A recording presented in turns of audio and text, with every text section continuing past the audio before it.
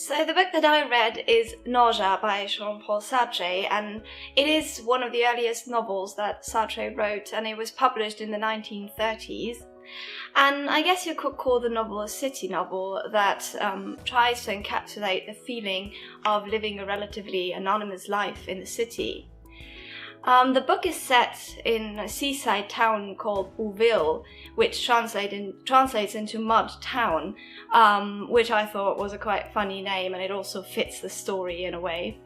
It narrates the story from the point of view of the protagonist, and it uses lots of streams of consciousness and things like that in order to kind of portray the life of this young historian that is the protagonist.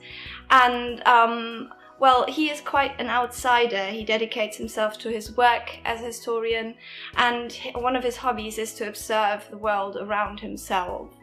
But over time, he starts to, lose his mind a bit by always observing things around himself, and he feels like the world around himself is merging and morphing into, one in a way. And he feels like the material things around himself encroach on his ability to act.